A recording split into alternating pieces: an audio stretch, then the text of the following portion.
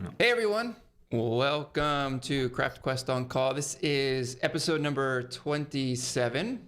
It's good to be back. It's been a short while. We had one live stream in July, so it's good to be back on the live stream. We have some questions that you all have submitted that we're going to answer, and we are going to talk about in those questions registering a Twig extension.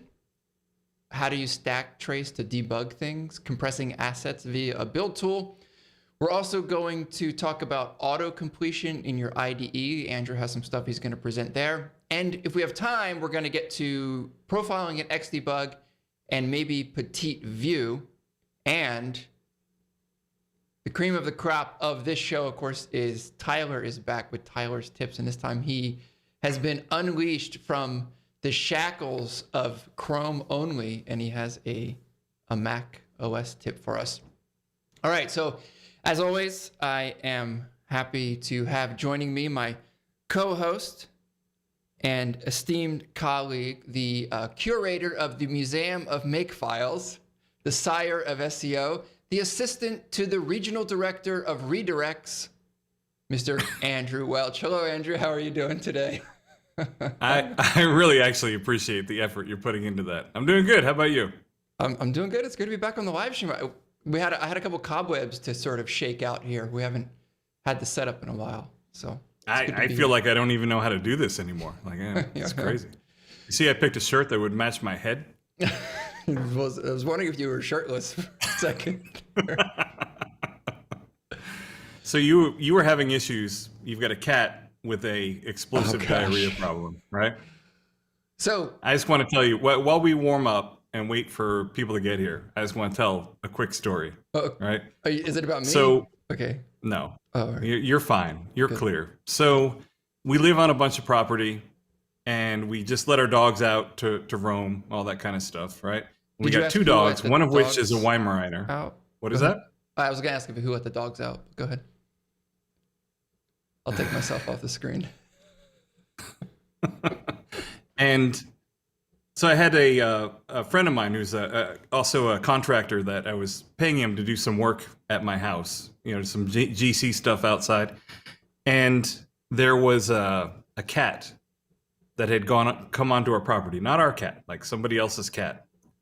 And we had this one dog, Kumba, who unfortunately has since passed away, who was down there and was just barking up a storm, right? He was just barking. And what he does when he finds an animal, he'll just like bark at it. He doesn't attack it. He doesn't go after it. He doesn't do any of that kind of stuff.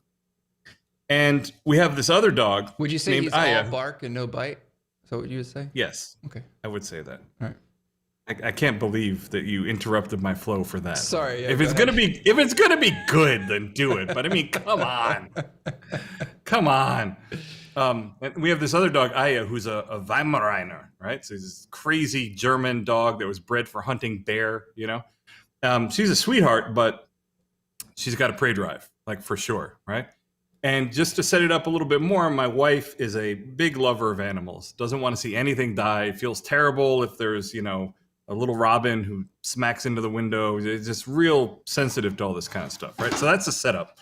So I hear this one dog barking outside. And I know that he's got an animal cornered. And I know it's a cat because I hear the cat like hissing and meowing, right? And then he's just sitting there barking. I'm like, all right, no problem. They don't have to worry about this. He's not going to do anything. And then I see my wife open the door to the house.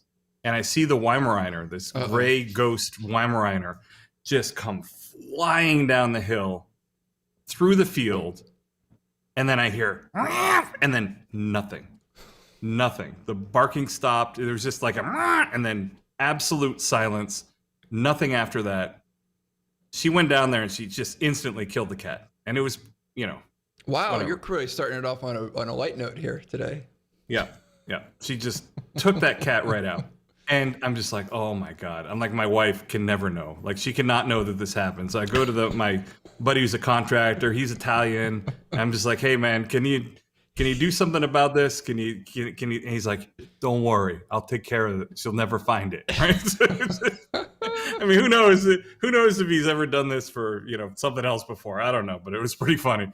So he did that. He took care of the burial, And then I saw these notices like around the neighborhood, like for a lost cat. Oh I'm just like, oh no. my God. I just You're outing gritted it yourself out. on the live stream now for whoever in your town. Yeah. That's all right. It's years ago. I Yeah. gritted it out. What are you going to do? And to yeah. those who live in cities and might be sensitive to the circle of life, out in the country, that kind of thing happens a lot. Well, what are we going to do, man? Yeah, it's just how in it any is. event, I bring up this whole story just as an offer of the possibilities that are there for your cat that has this problem. Like there are things that could be done. Let's just put it that way. My cat he's a dear old man who looks like he's like 2 years old, and that way we have a lot in common. And he also he's still eating. When we can't, as long as he's eating, I can't do anything.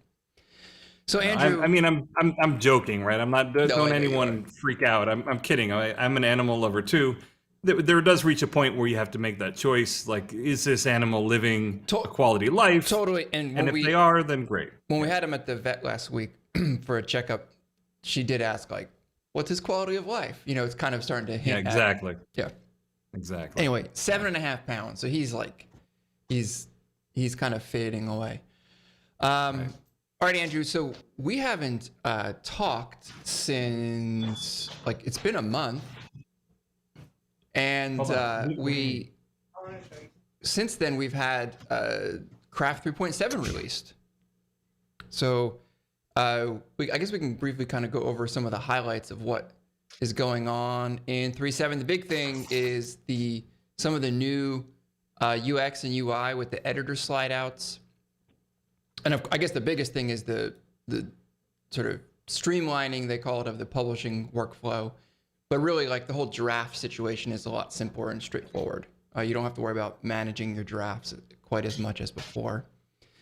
Is there anything from your perspective just that you wanted to highlight in 3.7? I know it's been out for a couple weeks or 3 weeks, but we haven't had a chance to talk about it yet. I know. It's been forever. I think we would have streamed earlier, but Ryan messed up on calendars again. He just has issues with dates and times and stuff like that. I was poolside on vacation, so.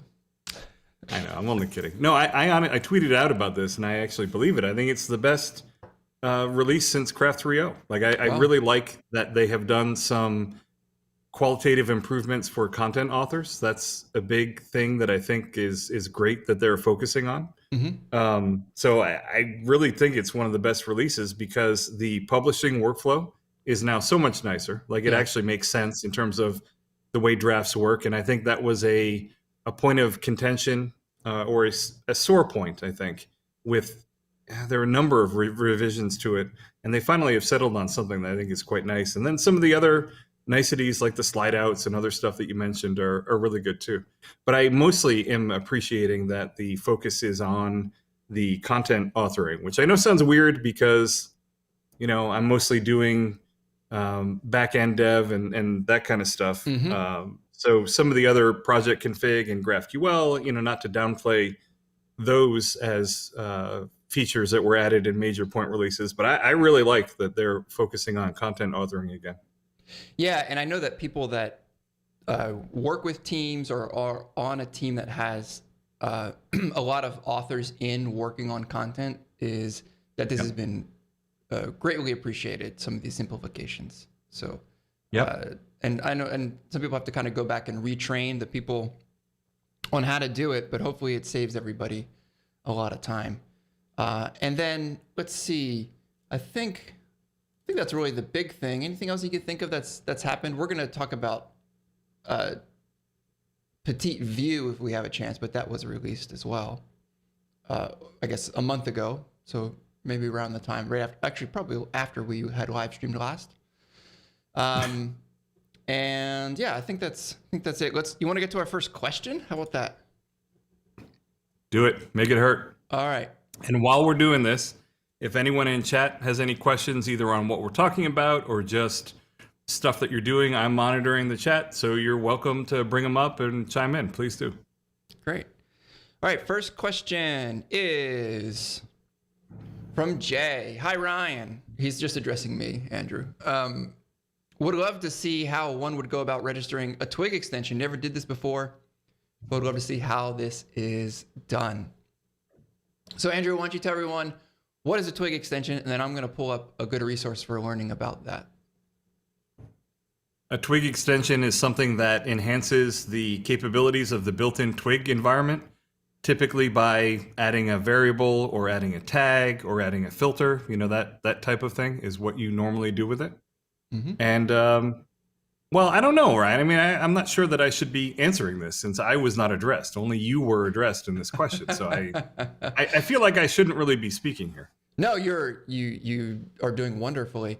So Twig extension is really just a mechanism for adding additional functionality to Twig. And fortunately for all viewers of this live stream and the greater population of the world, is that I have a course on extending Twig and specifically in Craft.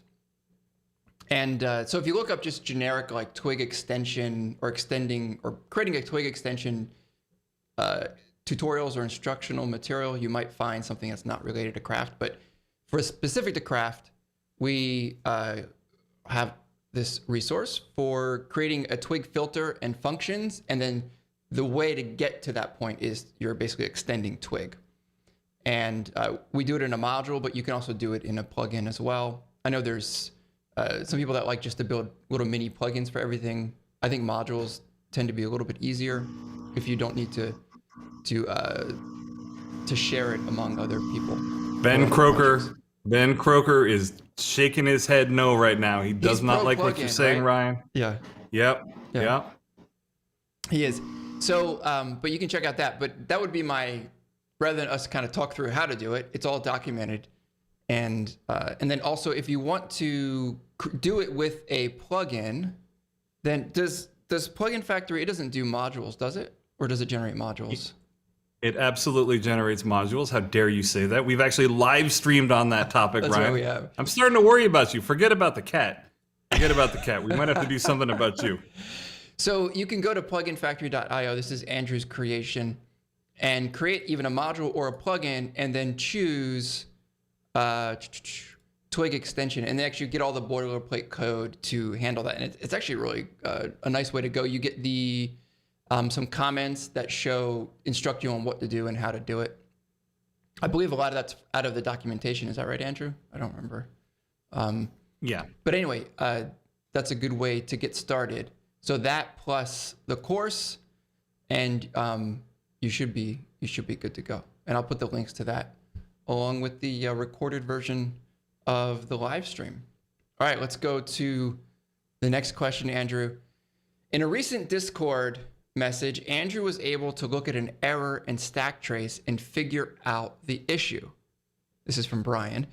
It would be great to have some insight into how he figured out it was a data field related problem. So Andrew, you probably don't remember the exact issue, but just generally speaking, you're very active in Discord and help a lot of people.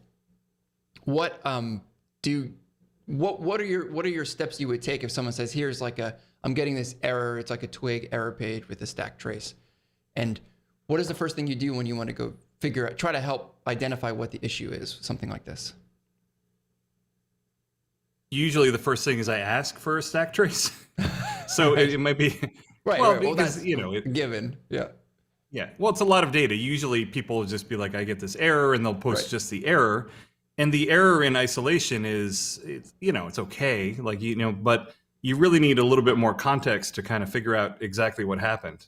Mm-hmm. And what stack trace literally is the it's a trace of the functions that were called leading up to finally where it errored out. And so you can think of it as sort of a history of exactly what happened, exactly what functions were called leading up to the problem that you ran into. And so you can just kind of, you can look your way backwards, and, you can see that it's in the error handler, and you can go back and just look line by line to see exactly where it's coming from, and then maybe have a decent idea exactly what caused it. I honestly don't remember the one that he's talking about. I don't know. I don't know if I'm too old or if there've been too many problems, or it's one or the other. I don't honestly don't remember the particular one. Right. Brian is actually here. Maybe he can give us some more Oh, context in terms of Brian is here. what it was that that it was to track it down. But just from a generic point of view, it sort of gives you a way to unwind what happened and to look at, where is the call coming from, and then you can get a really good idea of why something went wrong. And typically, and that's why. Go ahead. Sorry. I was going to say, when there's a bug report, typically that's why people will ask for a stack trace so that we can see the full context of the error. It's almost like, if you're into CSI and the whole crime scene kind of thing, the stack trace and the error message is the whole crime scene kind of, right? Not the whole crime scene, but a lot of it. The sequence of steps that led to the crime, and then, yeah. Yep. Whereas the error message is just the dead body. You know what I mean? And we need more than just a dark the body episode. sometimes. Yeah. Okay. Yeah, it is kind of dark. Yeah, you're right. Like death is like an overriding theme here. Okay. And then what you also see in the error page that Twig outputs, if that's where you're getting it in the browser, is that you also get the full stack trace, and it typically will highlight where the error occurred according to Twig, but sometimes it can be further down in the stack where the problem actually was, but where it kind of was raised was in a certain place. And that's what I do, is I look there first and then go backwards to see if I can see what the offending issue was. Either that or just Google it. Or or just Google it. All right, Brian, if you have any details. Oh, he's dropping in the Discord message. Okay, we'll let him do that. Yeah, but I think his question is really kind of general, right? Mm-hmm. Because we're going to run into a bunch of problems, and I can't address each one specifically. So actually being able to look at it from a more general point of view, like why are we doing this and how are you able to glean something from it, it's probably more useful anyway. Yeah. I don't think he's going to be able to put the link in the chat. I'm pretty sure that is a banned thing. Oh, okay. Yeah. Or Discord message for, I don't think he's going to be able to put it in there. Okay. In any event, it doesn't really matter. We covered it, I think. Yep. But anyway, the whole point is that it's a history of the different steps that the software took to run until it broke. And if you can trace back and start to see where things broke. And I am shocked, Ryan. I am shocked that you have not butted in here and started plugging your Xdebug course, okay? Because I was gonna wait. The perfect time to be selling it. I was gonna wait for the sponsor segment, but now that you have me sort of in the corner, so well, can I set it up while you're finding it? So the reason he's got a course on Xdebug, and the reason why Xdebug is really useful or really relevant in this context is not only will you see the call chain, but you can go to any part of the call chain and inspect variables all along the way and a ton of other stuff. Right. Go ahead, Ryan. Yeah, and so that doesn't help you if someone else has a problem and you're not actually running their code. Like the call stack the stack trace is what's really important there.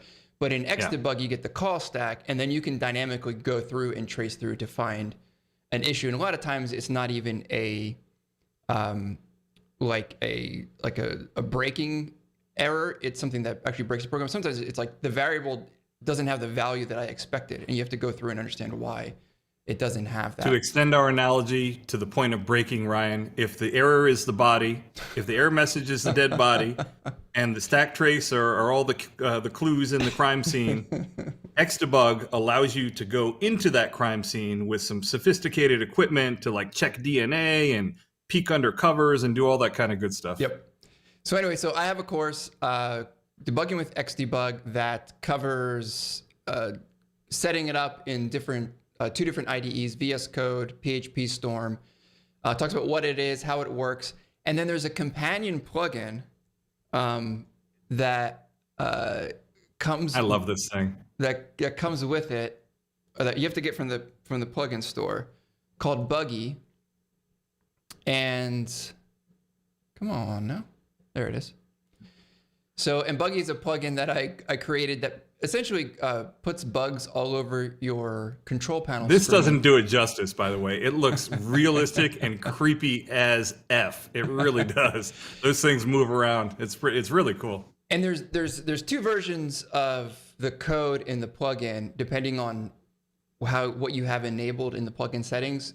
And if you're in the version where you're going to work through the course, it's going to display all these bugs. And then the more software bugs you fix while following along in the course, the fewer of these creepy crawly bugs in the control panel there will be until you fix all the software bugs and all the creepy crawly bugs go away. There's also a manual version where you can actually create your own swarms of bugs. And if you enjoy having things crawl on your screen while you're working. So check out that. I had a lot of fun creating it, and props to Andrew for a lot of ideas and inspiration to get it to where it's at. All right. Patrician says, when you know the throwaway line at .all 2019 that I had where I said, "It's all just code, man," is now my mantra. I mean, that's something that I think Brandon Kelly says too. Yeah. Well, it's true though, man. It is all just code, you know. I once got a T-shirt sent to me from a team that I worked with doing some consulting. Because I guess one time I had. Yeah, I'm with Dick. Say I'm with Dickhead and had the error. No. One time I had quipped that it's just typing, and so I got this T-shirt that said it's just typing. Nice. But it's kind of the same idea, right? Yeah. All right. I think we have. Let me see what's next here on my list. Oh, you know what time it is, Andrew? It's time live for, stream time. No, it's time for Tyler's tips. Oh my goodness. Okay. All right, we're here with Tyler for Tyler's tips. Hey, Tyler, how are you doing? Good. All right. I'm Tyler from Tyler's Tips. Hi. Excellent. What do you have for us this time? Today, I will show you how to cut and paste like a pro. Cut and paste like a pro. All right, you walk me through it. Tell me what you need me to do. First, you have to go to the Mac App Store. To the Mac App Store. All right, let me bring up my my desktop here. The Mac App Store. All right, let's see. Here we are. And search up paste. Paste. Okay, one second. Paste. Okay. And then scroll down. Uh-huh. And it's that paste, the blue one. This one right here? Yeah. So I need to get that. Now, real quick, Ryan, there was another one. Uh-huh. That does similar things, but it costs money. So we decided to go with the free one. Okay. All right.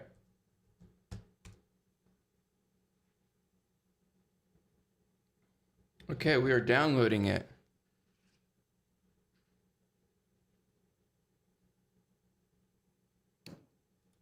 And open it. Okay. Let's see. Oh, no. Did it open? Nope. Oh, here it is. Go I to see it. match. Okay. Oh, this is interesting. How do I? It's like a little. Yeah. You have to press Command Shift V for the paste clipboard. Okay. Let's see. Command Shift B. Oh, that didn't work. I think you have to launch that. Yeah, I'm just trying to get it Like- into my Use Spotlight. my other window here. I see it. It's only showing on my primary display. One second. Oh, okay, good. Showing.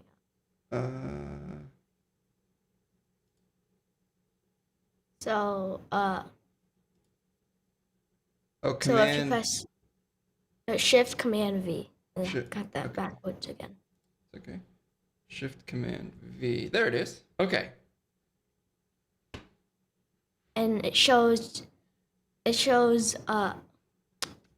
that you had to a guest, and if you want to paste in like a program or something, some programs will ask you a permission to go to the accessibility and allow paste.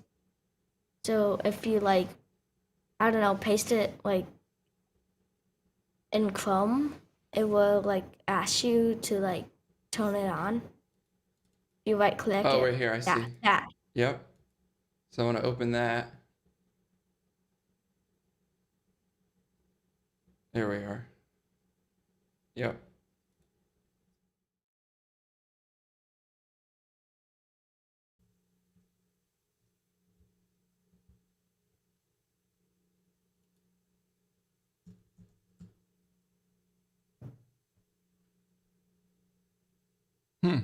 Did we lose the video? Looks like it. All right, we're here with Tyler for tests. But yeah, you can custom shortcut here. Let's see. Functions and code.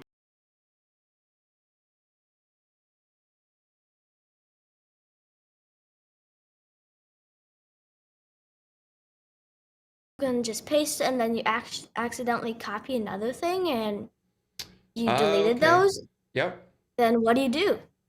You use this app to get it back. So you can fetch it. So if I go to, I know this this website that sometimes has good stuff on it. So I'm gonna go here. Yeah, And it doesn't that's- really have that good stuff. Hey. All right, so I'm gonna go here. Let's say there's probably no code in this one. Here we go. All right, I'm just gonna grab something like this. Copy it, and then I come over here and I copy this. So what you're And saying? also, it makes a noise. Yep. And so here, And if you right click it, if I right click it. you have some options. Oh. And you can move it into like common websites and like make your own. So here I have my text. Can I just do command? How can I? Oh, paste to.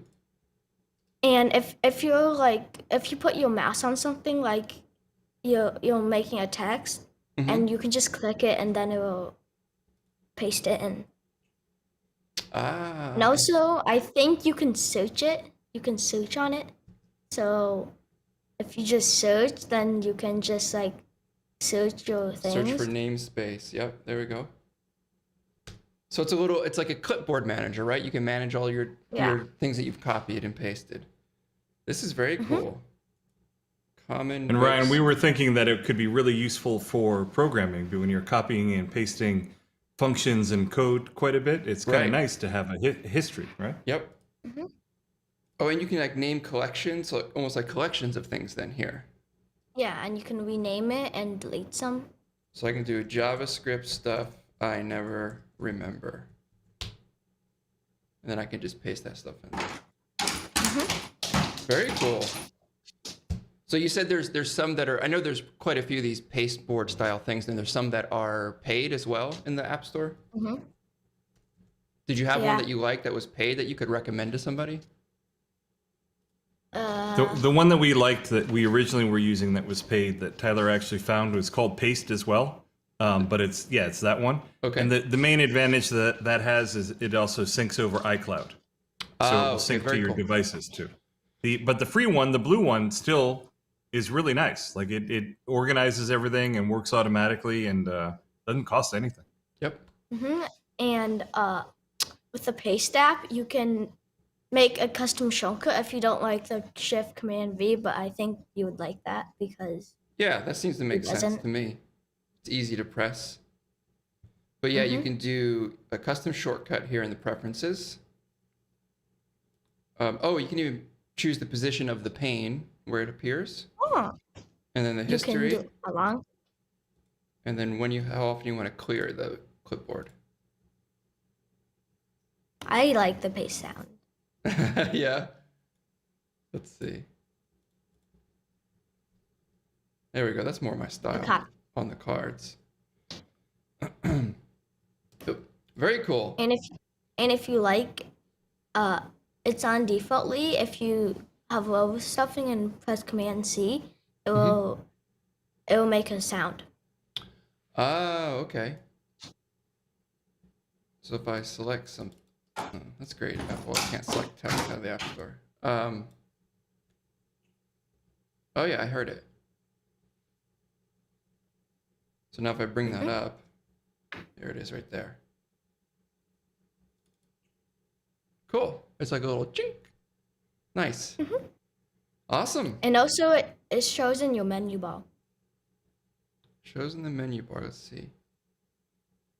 I have so much stuff in my menu bar. So it might not show on mine.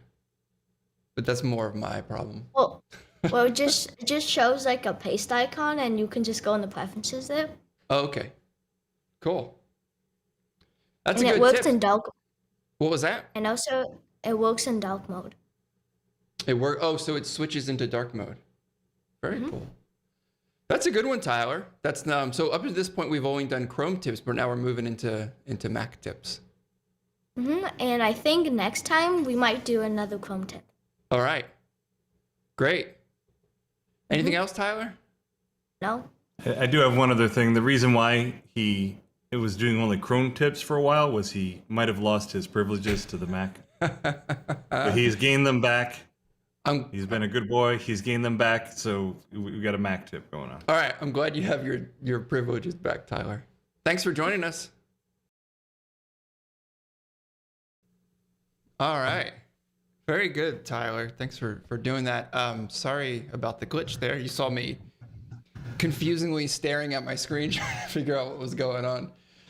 All right, Andrew. Before we get into, I think we got to tell Tyler to tighten it up a little bit, Ryan. I think he's I think we can tighten this up to about half the time that took. We're gonna have to do it. Yeah. Yeah. And Andrew, I sent you a text message. I'm not sure if you saw that, but let's do one more question, and then I want to get into Xdebug profiling because you've prepped some stuff to go over there. So let me pull up the next question. And Andrew, this one is squarely in your wheelhouse. How can I learn how to compress assets during the build process? And he said, I currently have my servers configured to compress the files on delivery, but I didn't know that assets can be compressed ahead of time. But generally, we can talk about that specifically, but this is a bit of a softball to you, Andrew, for build tools and stuff like that. But let's give some direction on where people can go that want to start learning how to use something like Webpack.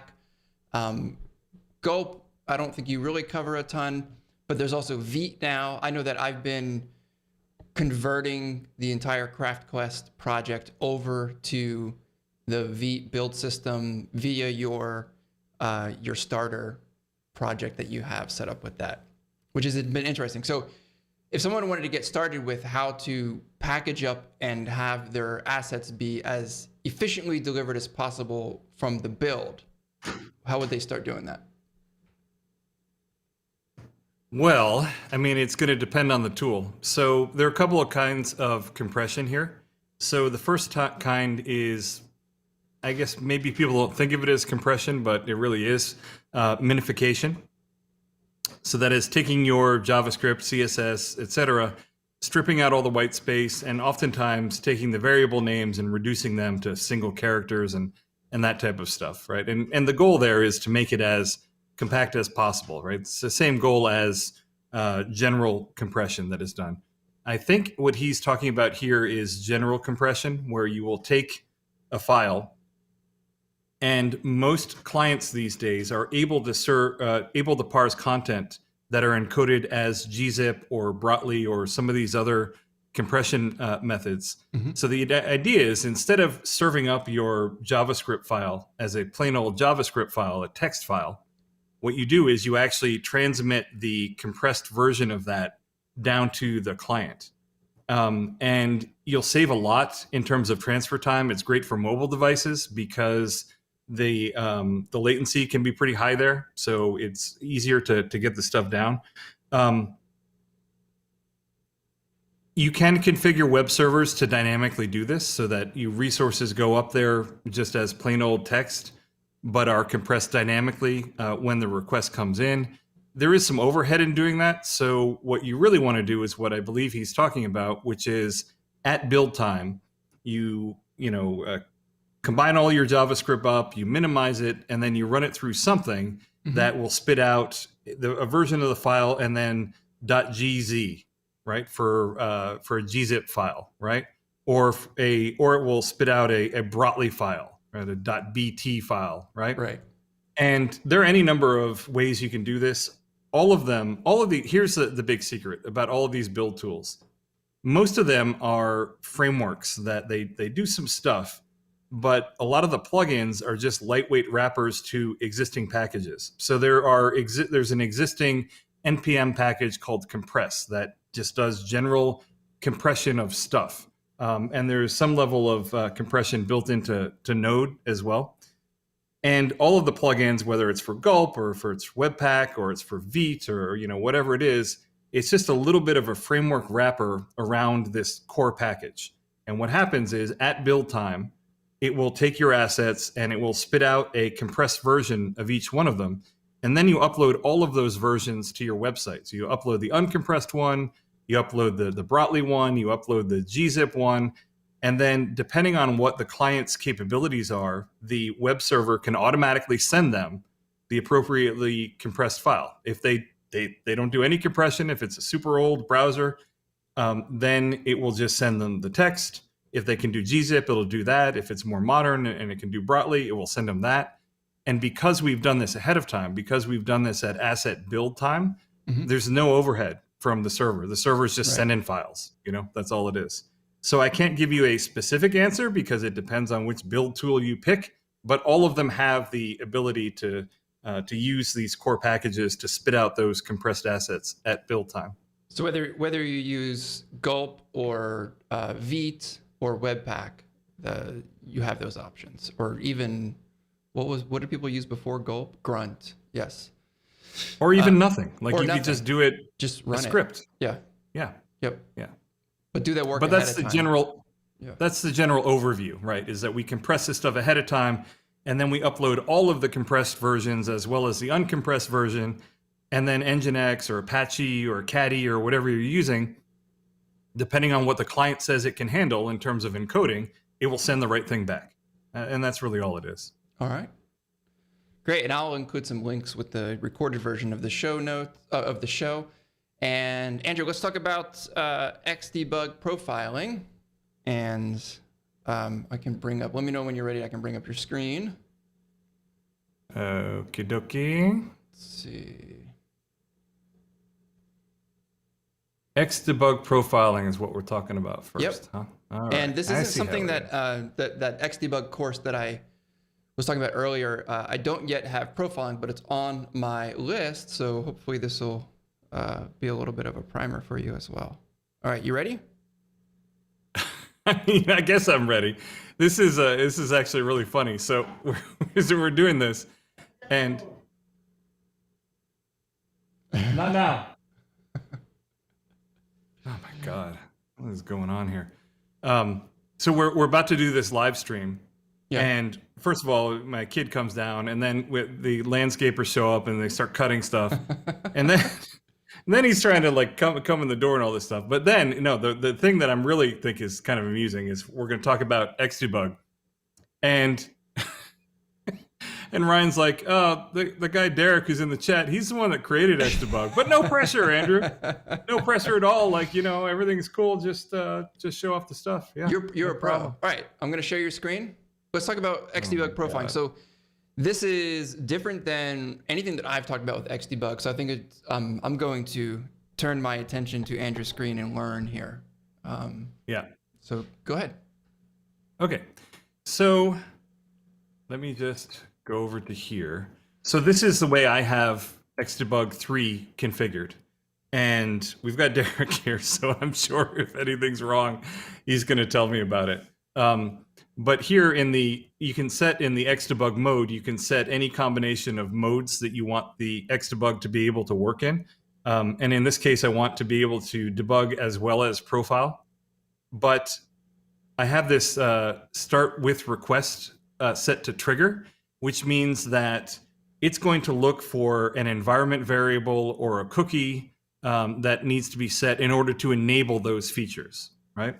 And I do it this way because I have it set up where I have a Dockerized development system and I have PHP running in a regular optimized for production container. And then I also have a debug container. that has Xdebug running in it and all that kind of good stuff going on. And what it does is at the Nginx routing level, like when I reload this page, right now it's going to be running this through the regular. Actually, you know what? It would make sense if we showed the terminal here. There we go. So when I reload this page, it's going to load through the regular PHP container, right? Because I don't have any kind of debugging stuff enabled. If I switch this over to debug, this little Chrome extension has a Xdebug session cookie that it sets. And now what's going to happen when I reload this page, it's going to go to a different container. And the container it's going to go to is the debug container, which has Xdebug in there and a bunch of other debugging tools enabled in there. And just like I can choose whether I want to use Xdebug or not by this cookie, I can also choose whether I want to profile or not.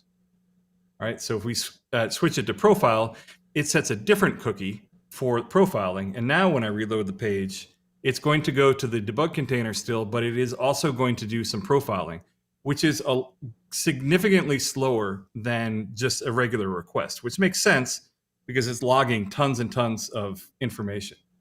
And let's take a look at what that looks like. So we can go to,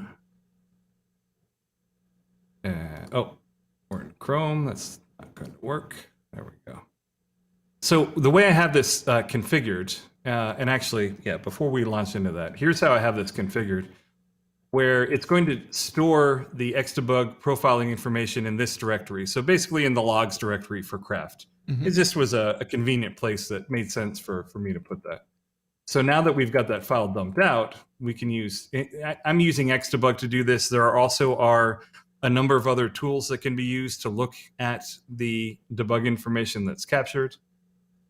But we can do analyze profile, and let's get to where we should be.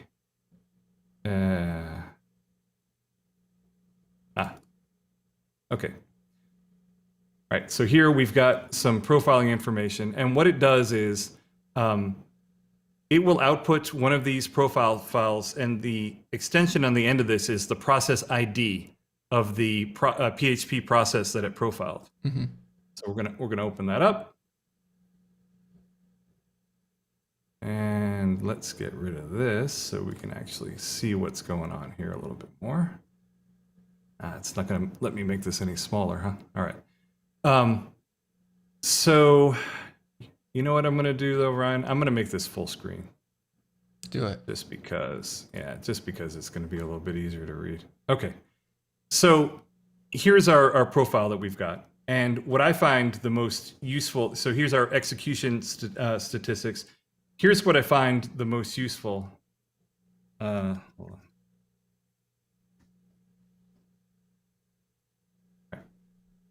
I find the most useful is, so here's time. So this is the overall time that is spent running this particular script. And this is useful because it tells you how much time, but everything is pretty much, or most everything, is going to be the child of the index.php, right? The first thing that ends up getting hit. In what Craft, I find most general, useful, every request, basically, every web request. Yeah. What I find more useful is I sort by own time, which is how much time it took up itself out of that execution time, right? So, for instance, we can go down here and I don't know. Let's take a look at something that looks significant. So, sure. So there's a translate method. And this tells us what exactly is being called inside of that translate method.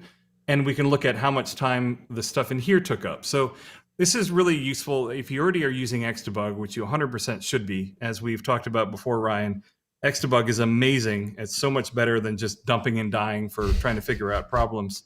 That's true. If you're using that already, it's pretty fantastic that you can just profile your application to see where things are slowing down. And because Twig just ends up being PHP code, it will profile that too, right? So you will know if it's end up taking a whole lot of time in your templates as well. And And you can also take a look at how many calls each are made out of, or how many times this particular thing is called, and how much memory is being used and all that kind of good stuff. And you can get a call tree in terms of, exactly what this looks like. You can drill down through it and see exactly what is calling what all the way through it. So if you're ever running into a situation where you need to performance profile either a application you're working on, or a plugin, or a module, or even Craft in the Twig templates, this is something that is really handy. And you should already have Xdebug set up and running. And it's real easy to just toggle it to profile like I did, reload the page, you got the dump of data, and then you can use a tool like this in PHP Storm to analyze it and see what is taking up the time. And sometimes it can be surprising. I've looked and I saw that in one case, a JavaScript minimizer was taking up a significant amount of time. And the goal there is to make things more performant. So I was just like, I'm just not going to do this, or I'm going to cache the results. So it's the overhead is only once. Yeah. Yeah. I could but that's it. That's just it. I can see this being really useful for developing plugins, and when you're trying to find, where something that you've done is slowing things down. You brought this up the other day because I was having an issue on the site with performance of the homepage, and it was an obvious problem. So I didn't need to jump into this tool because I was just being an idiot. But yeah, I would definitely, see for when you're really getting into the minutia and optimizations, I could see totally firing up the profiler. And if you already have Xdebug configured and set up, I think profiling is supported in the VS Code support for Xdebug too, but I actually haven't tried, so I'll have to check that out. Yeah, and that's the main thing, right? There are other tools out there like Blackfire and things like that do very extensive profiling. But if you already have Xdebug in there and running, and you need just the kind of casual profiling that I've been doing, it's really handy. It's really nice that you can just spit out the stuff and away you go. And if you run Docker, just roll your own Docker. If you run Craft Nitro for local hosting, DDev, even MAMP Pro, like any of those tools, they're going to have Xdebug support in. In my course, I talk about. I don't talk about the roll your own Docker, but I talk about all the other off-the-shelf tools. Then there's no reason not to have it running, especially if you're running either VS Code or PHP Storm. And I think it's like 80% of people run VS Code, 20% PHP Storm. Like it seems like it should cover a large swath of people. Yeah. Yep. So definitely, unless people still are running TextMate. You remember TextMate? Vaguely. Yeah. Vaguely. Used to write Ruby in a long time ago. All right, cool. That's awesome, man. That's super helpful. Hopefully everyone learned something. Check out, I'll link up some of Andrew's articles on this and then my course as well. And then maybe we'll do a deeper dive at some point and debug an actual issue with it, or profile. And I apologize, Derek, that this was not particularly in depth, but it was really meant just to let people know, hey, this thing is there. Yeah. And here's what this means, and here's how you can set it up and do it. Totally. All right. So Andrew, another thing, speaking of PHP Storm and IDEs, is autocomplete support in the IDEs for Craft and Craft plugin template code. So, yes. All right. So up to this point, let's kind of frame where we're at. So if I'm working in PHP Storm, let's say, and I am typing like craft.app.something, I want to sort of see what my choices are so I can make sure I write or type out the correct name. Does that require some actual setup to get that working in PHP Storm? Yes and no. Okay. A little bit of both, and I'll get into what I mean by that. So you are going to get some autocomplete, but maybe you're not going to get the full autocomplete that you might like. One of the things that you need to do first is, if you want autocomplete in Twig, what you need to install this thing called the Symfony Extension. Mm-hmm. And Symfony is the organization that Twig is published under. Okay. And so that is something there's a PHP Storm extension for it, which is fantastic. There is a VS Code extension that, as far as I know, doesn't really work. So if you're using VS Code, unfortunately, you're not going to get the best autocomplete experience that you could be getting. But let's take a look at what this looks like. All right, I have your screen up. Perfect. And while you're doing that, can we just follow up with Tricution on a quick Xdebug question? Is that okay before we? Yeah, of course. How well does this work when running code from an external server on PHP Storm? So how well does it works fantastically because of the way that Xdebug is designed, where it actually reaches out to your IDE and establishes the communication that way. It works perfectly well when you're doing it either locally or remotely. A Docker container running, I mean, like you can consider that remote in the sense that it is. Yeah, right. It's a different IP address, a different location, a different. It's addressing it as if it was remote anyway. So yeah, it's totally set up for that. In fact, if you look around online, I don't ever cover this in the course, but there are setups where there are testing servers or staging servers where Xdebug is enabled, and then people can debug against that server to if there's a problem or something like that. So yeah, absolutely can work. But that remote server has to have Xdebug enabled, so as a PHP extension, and then turned on. So if you have a development server or something like that, then that's totally possible. All right, Andrew, let's go back to. Yeah, so PHP Storm, like many IDEs, has built-in autocomplete for lots of stuff, right? So it will autocomplete your files and your CSS and all that kind of good stuff. The thing that we're looking at here with Symfony is specifically the auto-completion of various APIs inside of Twig. And that's really kind of what it focuses on doing. And what we're going to talk about here is a little bit of an investigation that I think, regardless of whether you write anything in Twig or PHP, or whether you use VS Code or whatever, I think you're going to find it kind of interesting, the investigation that we did here. And Ben Croker was my partner in crime on this, so hopefully he'll find some interest in it as well. So one of the things that I had done, I wanted in my IDE was auto-completion, right? So I want to be able to type craft dot and then have all of the craft APIs just autocomplete for me. That's what I want, right? But unfortunately, as you can see, it's not doing anything. This is with the Symfony extension installed. So originally what we did, this is a long time ago. A long time ago in web years is, what is this? Yeah, 2019? 2 years ago. Yeah, 2.5 years ago. That's prior times, pre-COVID. Yes, that's in the before time. Before time, that's what I was trying to get to. So I wrote an article on how you can do this, how you can get the autocomplete of this. And I'm not going to go over it because you can check out the article if you want to check it out on nystudio107.com, and you can see what it does. But the long and the short of it is that we make a fake Twig extension, and we return all of the globals that we want it to be able to use. And then the Symfony plugin will read this and will automatically get autocomplete, right? So great, this let you do it. It was a little bit of a hack. And if you wanted to manually add other plugins, you would have to add them in here to get them to autocomplete. And then leveraging on that, Ben Croker put together a package called Autocomplete. And he was trying to basically take that, but consolidate it into one repo where all the different plugin authors could then contribute their stuff. And then you would get autocomplete of more and more things.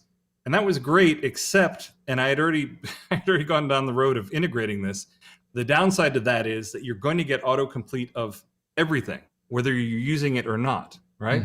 So if you're not using, certain plugins, you're still going to get the autocomplete of them. So as an example, here, whether you're using Blitz, Campaign, Sherlock, or Sprig or not, you're going to get it when you type craft dot, you'll then get the autocomplete for this, right? So that's not an ideal solution. So Ben and I were kind of racking our brains and trying to figure out, how could we get this to be working a little bit better?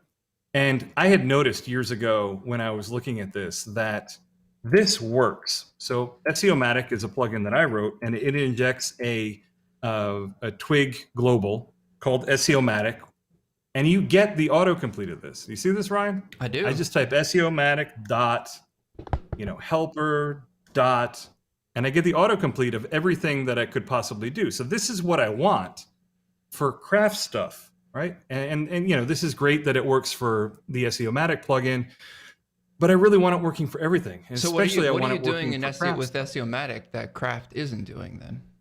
Exactly, right? Mm-hmm. And this is something that 2 years ago, I asked myself that same question, right? I'm like, why does this work, but that not work? And then because of the reinvigorated discussion with Ben, I started looking into it a little bit more, right? So here is the Craft Twig extension. I started looking for differences, right? If one thing works and the other one doesn't, you look at them and say, what's different, Right.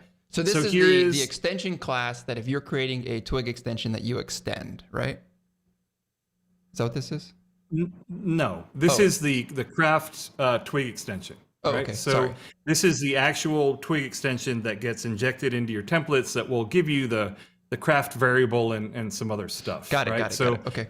I'm just going to compare them. So we look for differences. So classes extension extends abstract extension, implements globals interfaces. Okay, great. Let's look at the one that does work. This is the SEOmatic Twig extension, extends abstract extension, implements globals interface. Okay, It's the same, right? Everything is the same. And then there's a method that you implement called get globals. Yeah. This is what returns the global variable. So we're going to skip the stuff at the top because that's irrelevant here. But what we're doing is we're returning and we're saying the variable name is SEOmatic and it points to this object. So you're returning that. You're returning that directly rather than. I already know the answer, so I'm kind of hinting at. Go ahead. All right. So this returns the variable, or sorry, the name and the variable. Right. Okay, great. Now let's go over to the. Oh, I'm clicking on the wrong thing. Over to Craft, and we'll look at. And I was first looking at this, and I'm like, you know what? They're doing a very, very similar thing. Mm-hmm. I wonder why. They're building it in this variable called globals. They're still just building an array of key value pairs, right? Mm-hmm. Dev mode, whatever. And then they're manually setting things like here's the craft variable that it's setting. Mm-hmm. And then down here, it's returning it. And I'm just like, well, this looks pretty similar. Why doesn't this work? Right. And then I got suspicious, Ryan. Then I got suspicious. And I'm like, all right, you know what I'm going to do? I'm going to try to do this. So this here, we've got these globals. We got this view thing, right? If this was working in our templates, we should be able to do this. We should have view autocomplete because it's a variable, but we're not getting it, right? You can see we're not getting it. Okay. So what I decided to do was experiment a little bit. And I said, all right, I'm just going to take this. I'm going to copy it. And I'm going to go down to the bottom. And I'm going to go like this. Yes, I want to edit it anyway. I'm going to return. Just return. So I'm just returning this like array of stuff, right? Yep. And so I'm going to go back here. And if I go like this, now I get the autocomplete. You see that? I do. It's right there. It's there, and it's a craft web view, so it's all there. So I said, okay, all right. I'm on to something here, right? I'm kind of on to what's going on, but I wanted to know exactly why. Like, why would this not work? Because they're both just returning arrays. Yeah. So I went a little crazy, and I source dove, not dumpster. I don't mean to insult the code. The Symfony plugin that does this. That what it does is it looks for. This is where we get to, and it's all written in Java because PHP Storm is written in Java. This is what is actually looking for the globals that the Twig extensions are returning. And what this is actually doing, and I know it's Java, but we still can get an idea of what it's doing, regardless whether we're fluent in that language or not. What it's doing is it's looking for all of the PHP return. It first finds, What is this? Amen. No, this is wrong. This is me. I typed something by accident or something. So what it's actually looking for is it's looking for a method. Remember that we're talking about the source code now. The source code to the Twig extension. Right. It looks for a method called getGlobals, right? And if it finds the method, then it looks for all of the PHP return statements. Yeah. Right? You got that. And then what it does is it iterates through, and if it's a key value pair, then it parses them. Right? So that's why one worked and the other didn't, is that this is not, remember, it's not running the code. Right. It's not running the code, so it can't know the result of this so it's array. It's only seeing the variable then in the craft code. Yeah, it can't know the result of this executed code. It can't know what this is, but because it's parsing just the actual text, it does know that this is a variable and this is what its value should be, and then it works, right? So I was thrilled, and hang on, Ben I have something for you. All right. There you go. There you go. Yeah. Well, I was thrilled because I had been wondering about this for years. I had a workaround that worked, right? But it was a hack. And also, you know, when you've been programming, it always annoys you when it's magic or you don't understand why something doesn't work. So I felt so much better. Right. Yeah. Yeah. It's never magic. There's always a reason. You just haven't figured it out. I mean, that's all it boils down to, you know? So I was thrilled that this had happened, and Ben and I started collaborating on making a better autocomplete. And we're part of the way there, but then we also decided to share the knowledge with Brandon Kelly from Pixel and Tonic. And I am thrilled to say that he actually did a pull request, he did a commit. And he's Brandon. He owns the code base. He doesn't have to do no pull request. So he committed the changes, and he did exactly what I suggested, where instead of returning a variable, it now returns the full array. And now anyone that uses PHP Storm and has the Symfony plugin enabled is instantly going to get the auto completion of the Craft APIs. So it's fantastic. Very cool. And that's not yet released though, right? Oh, it's not yet released. It's going to be in 3.7.8 whenever that is released. Yep. So that's wonderful. This is only part one, so there is another part to it where this will work for everything that Craft provides, right? There's a little bit more that needs to be done to provide the auto completion for when you add a variable, when a plugin or a module adds a variable to Craft, right? So craft.blitz.something, for instance. There's a little more work that needs to be done there. Brandon said he's going to do it. We still might do it anyway, I hate having something incomplete.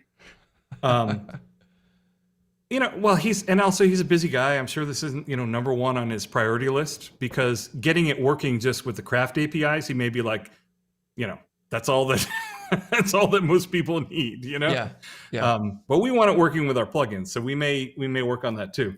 But that's pretty much it. That's all I really wanted to show there, is just sort of the progression and diving through to figure out what was actually going on.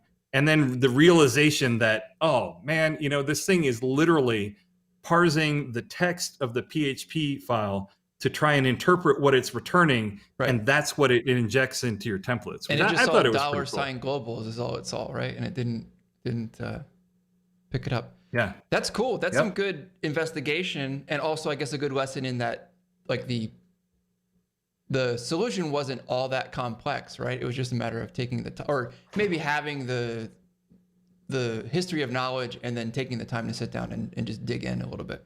Well, almost everything in programming is easy once you understand it. The hard part is getting the context and knowing what's going on. Right. Like, how many times have you tried to figure something out for hours, and then you come up with the solution, and then someone else looks at it and they're like, oh yeah, that's right. But you can't get there unless you put that time in. You know what I'm saying? Yep. Yeah. Go back and look at our or watch our live stream on learning and the hero's journey. That's a good one to always revisit and think about. Yeah. Great. All right, Andrew, I think that's cool. And I think we're going to have to come back and revisit or visit Petite View on another live stream. And we'll do a full, I think you have some stuff prepped, but we'll do like a full segment on it.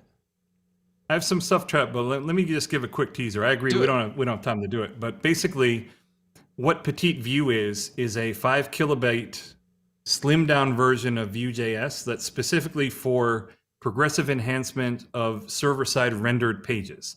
So for instance, Craft CMS, Laravel, Drupal, any of these things, those are all server-side rendered pages. And it's specifically meant for those. It's very similar to Alpine. The benefit being that if you already know Vue, it uses the same syntax. You don't have to learn something different. You can just automatically pick it up. And then also, if you do start with something like Petite Vue and you need the full power of Vue because your application grows or whatever, the transition to using full-on Vue is going to be a lot simpler than it would be if you needed to transition from Alpine to it, basically. Yeah. So we're going to look at that. We're going to look at that in a little more depth on the next time we stream. Right. Yeah, and it sounds like they're trying to fill that void that Vue has, where these little like mini sort of solutions come up that aren't full-blown frameworks. Yep. So I think that's cool. And no build system either. Like you can just import it from a CDN. You can just slap it right into your code and you can just start doing stuff, which it's really kind of nice, you know. And there are cases where I'm sure what happened is Evan Yu, the creator of Vue.js, saw what they were doing with Alpine, saw what Caleb was doing with Alpine. Alpine already uses the Vue.js reactive system anyway. It uses part of Vue in its core. And Evan probably said, this is a little bit silly. Why don't I just make a slimmed down version that has the same API as Vue so that we're not reinventing yet another API? Right. Anyway, we'll talk about it. We'll talk about it. And the next time you're on the stream, I think you'll be out on the next one. Is that right? The next stream? I'm gonna have a special guest. I don't know. Or no. I'm thinking in September. We're gonna cover it next time. Petite Vue, and we'll have. Calendars are hard, Ryan. I understand. I have messed up calendars so many times. That's the problem about now that I'm back working for myself. That I'm not very good at it. Oh my God. Andrew, this has been a jam-packed show. Thanks to everybody for jumping in and joining us. I know we're in the dog days of summer right now here in the northern hemisphere. And who you calling a dog? And it's the time where everybody's getting in their last minute vacations before the school year starts, before just the general normal flow of work life starts again. So we appreciate you joining us. You can check out the okay, Andrew's holding up a stuffy. Not sure what that's about. Did you want to explain something to us about that? I'm going to explain to everybody how you have no childhood because you don't even know what this is. You don't have any, there's a blank look on your face. You have no idea what this is.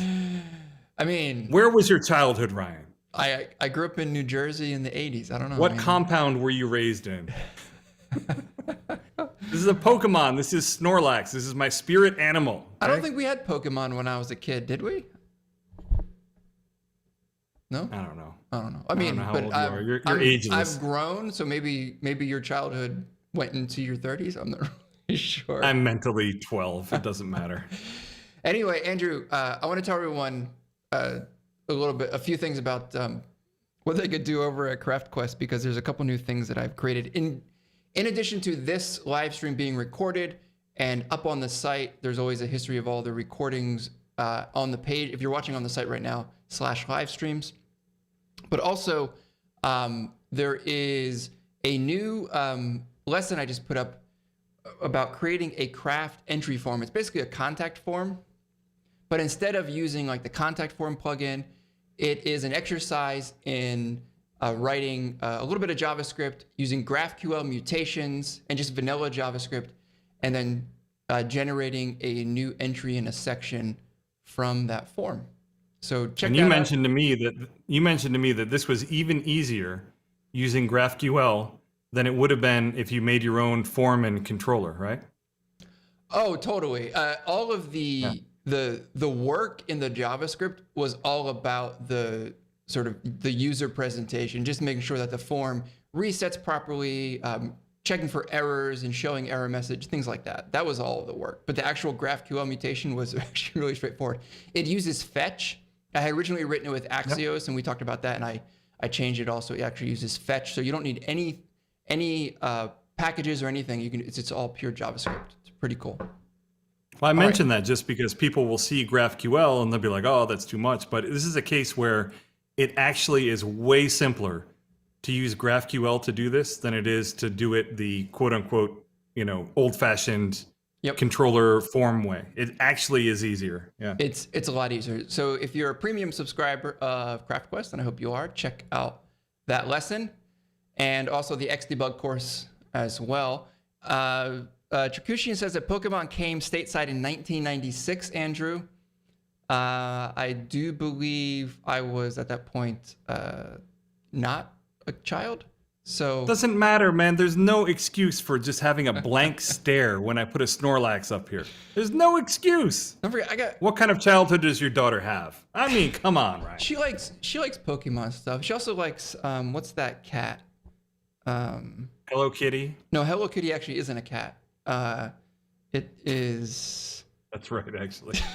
See, I know that. I'm sad that I know that. Pusheen. She likes Pusheen. So. Okay. All right. Anyway, thanks a lot for watching, everyone. We'll see you on the next live stream. Take care. Thank you, Andrew. See you guys. Bye-bye. Bye.